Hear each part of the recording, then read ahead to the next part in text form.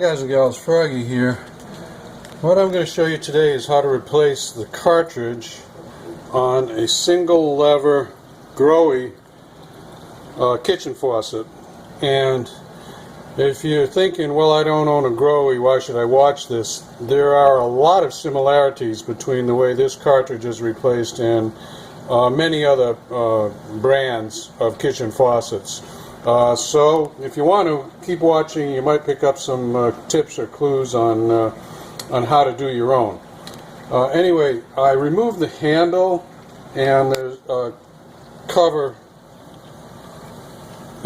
here and a handle, and that's in another video. So if you want to see how to remove the cover and the handle, which you have to do before you get to the cartridge, check out my other video. It's right on the channel. And what I did so far for the cartridge, I loosened up these two screws. They were not frozen or hard to loosen up or anything like that. And I'm going to take them out the rest of the way, then I'll show you what I've got. The whole cartridge comes out like that. That's the other side. These are seals. And let me point out a few parts for you. This is a little collar that helps to hold that metal cover on, so you want to retain that. Also,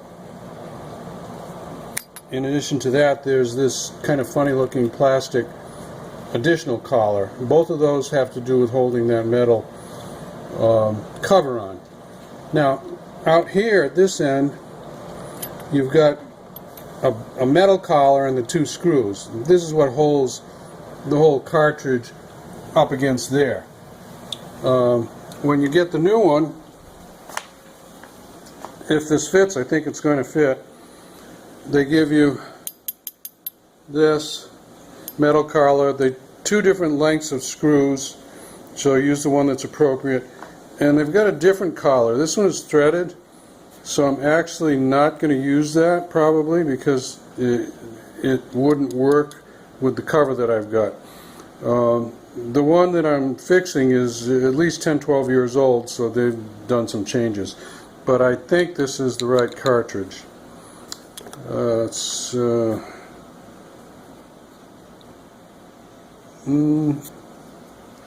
Oh, good. It's got a new seal in there. Good. Take a little time, take the old seal off, clean up these areas. There's going to be, mine was leaking a little bit, and I can see the traces of mineral where it was leaking. So take, I'm going to use a tissue and a very small screwdriver, and I'm just going to clean as much as I can and get that hard water deposits, the mineral deposits, out of there, so that these new seals will work well. So I want to give you a close-up of this. My camera is focusing pretty good. These surfaces here, originally, let's see if I can point it out to you. Originally, they were mirror smooth, so that those little, what appears to be silicone washes, could seal against them. Now with the hard water corrosion, you can see after I cleaned off the mineral deposits, some of that mirror finish has come off. So this piece here may someday have to be replaced, and I'm showing that to you now just so that you have to get these flat. I mean, you have to get them clean. You can't leave the mineral deposits on there. So it should seal pretty good, but for the long term, 5-year, 10-year, I'm not sure. You'll have to look and see. If you end up, getting some drips down here, then it's probably where it's coming from. So I transferred these two capture rings, I'll call them capture rings, remember, for that piece there. And we're done with all this here. I'm going to just select the right length Actually, I could use this over again if I wanted to, but I'll put the new one on there. And there's a couple of little alignment bumps right there and right there. So make sure you've got those aligned right. And the lettering was to the top, so that's a good way to remember it. Get your lettering to the top. The screws go in the holes that are near these tab pieces here. Torque specification, so just tighten them up, you know, good and tight by hand. And now we are ready to put the cover back on and then the handle. Remember, on the cover, rotate it 180 degrees so the hole is facing up, shove it on there, and then rotate it back 180 degrees, and it appears that it's snapped on there. Pretty good. I got a little bit ahead of myself. I've got to put this metal piece on there first. So let's take this off, rotate, and just pull on it like that. Put that to the side. Now we're going to attach this.